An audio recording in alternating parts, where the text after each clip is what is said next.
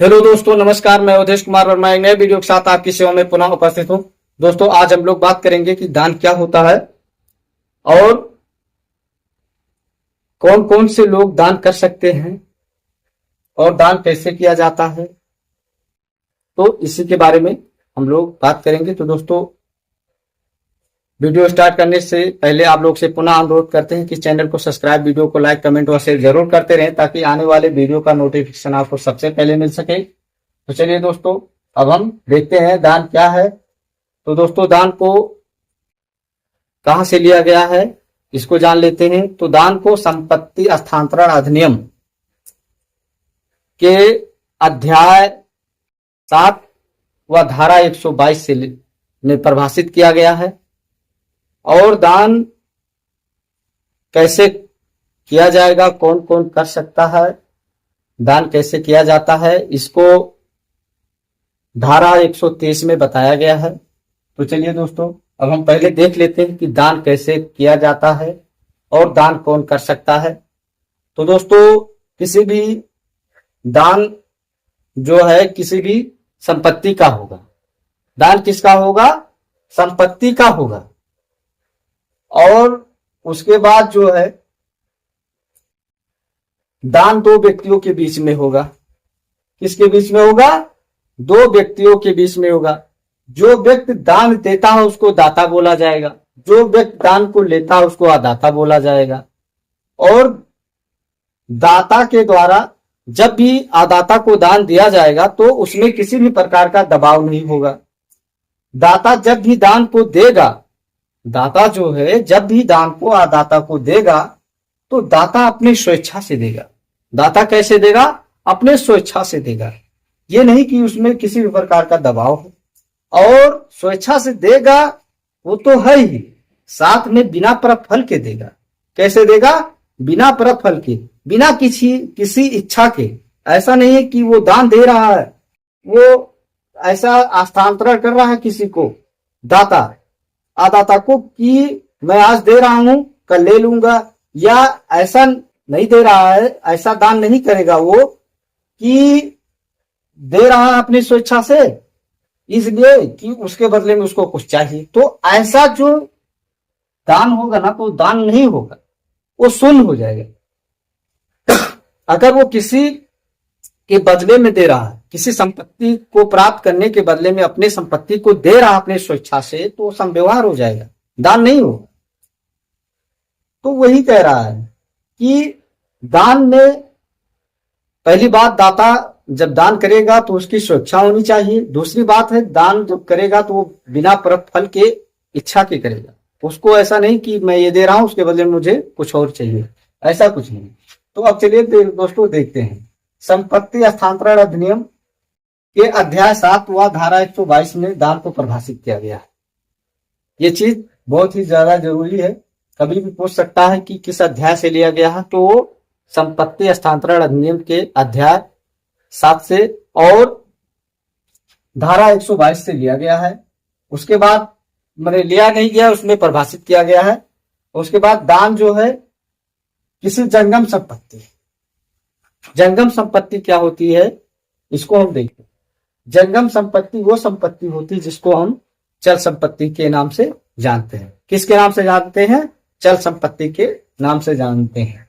तो चल संपत्ति क्या होती है? चल संपत्ति वो संपत्ति होती है कि जिस संपत्ति को हम बिना किसी परिवर्तन के एक स्थान से दूसरे स्थान पे ले जा सकते हैं।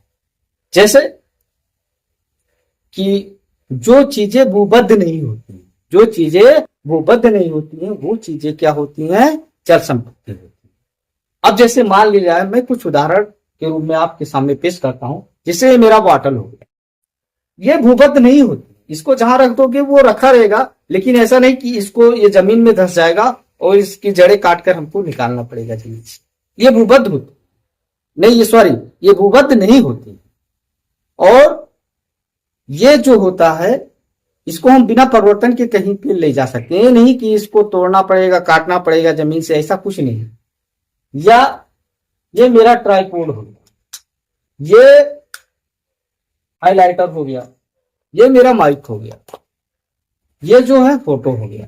तो ये सब जैसे चीजें हैं ना, ये चल संपत्ति है, जंगम संपत्ति। चल संपत्ति या जंगम संपत्ति दोनों एक ही सब। तो उसी को हम क्या बोलते हैं, जंगम संपत्ति।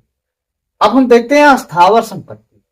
हम दो ही संपत्तियों का स्थानांतरण कर सकते हैं या दान कर सकते हैं, वो जंगम संपत्ति व अस्थावर संपत्ति। अब अस्थावर संपत्ति कौन सी होती है? अस्थावर संपत्ति वो संपत्ति होती है जो कि भूबद्ध होती है। क्या होती है? भूबद्ध होती है। और जो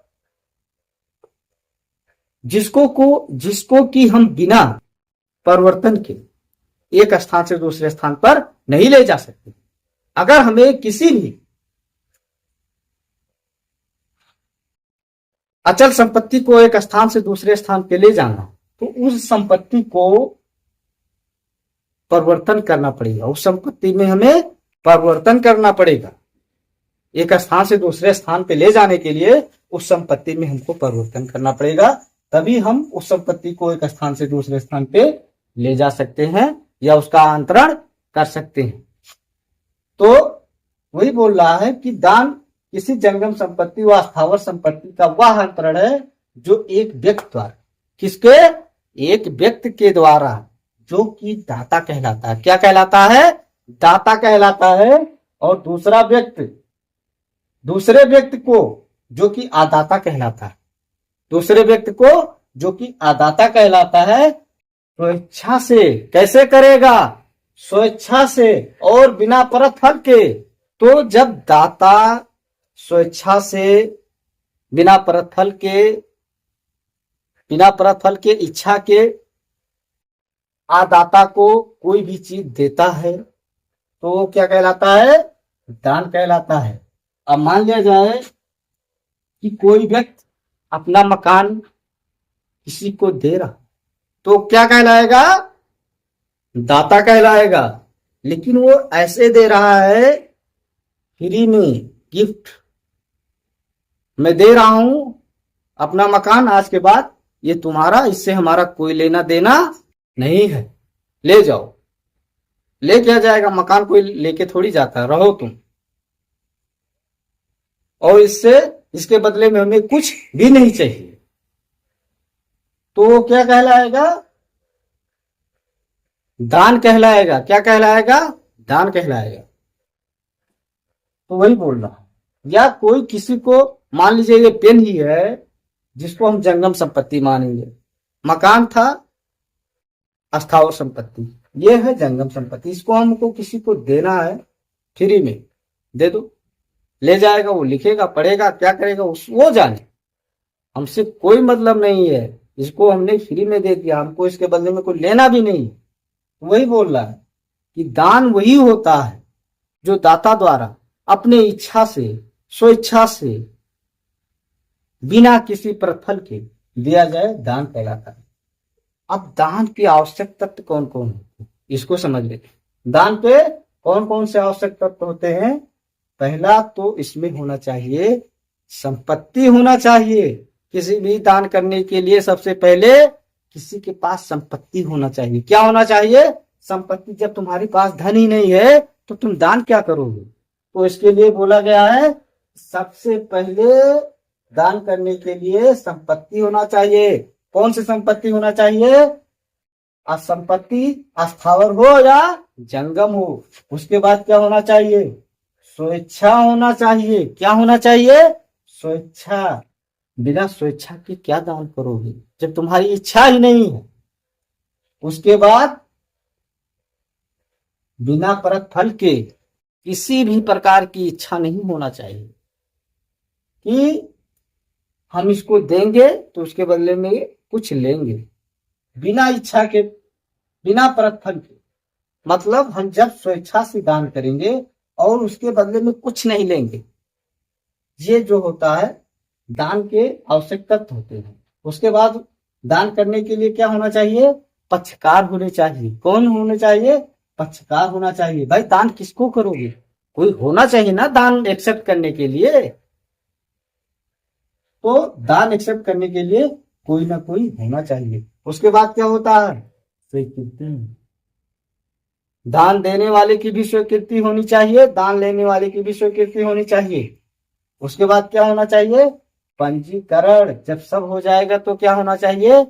उसकी पंजीकरण होगा कि हाँ ये संपत्ति फला व्यक्ति ने फला व्यक्ति को दिया है, लिखित होना चाहिए, 2 गवाह होने चाहिए, तब जाके दान जो है एक वैध दान कहलाएगा। उसके बाद हम देखते हैं कि किसी भी संपत्ति को किस प्रकार से एक वैध दान कहा जाएगा। किसी भी संपत्ति को एक वैध दान कैसे किया जाएगा, इसको धारा 130 में बताया गया है। तो चलिए देखते हैं। तो हमने पहले जाना है कि संपत्ति का जो दान होगा या तो वो स्थावर संपत्ति होगा या जंगम संपत्ति होगा। तो स्थावर संपत्ति का दान किस तरीके से होगा? स्थावर संपत्ति का दान करने के लिए दाता को हस्तांतरित और कम से कम 2 साक्षियों द्वारा अनप्रमाणित या रजिस्ट्रीकृत द्वारा किया जाएगा। उसको जो है रजिस्ट्रीकृत करवाया जाएगा और 2 साक्षी होने चाहिए, गवाह होने चाहिए 2, तब जाके वो स्थावर संपत्ति का एक वैध दान कहलाएगा। उसके बाद जंगम संपत्ति को किस प्रकार से दान किया जाएगा?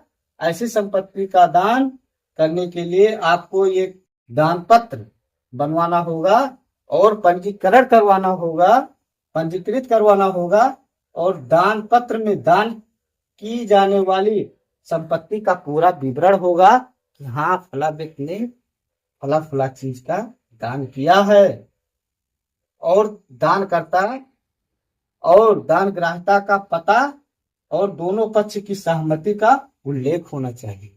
मतलब जो व्यक्ति दान कर रहा है उसका पूरा पता, जो व्यक्ति दान ले रहा है उसका पूरा पता, ये जो चीजें हैं ये स्थावर संपत्ति में भी लिखा जाएगा और इसमें भी लिखा जाएगा।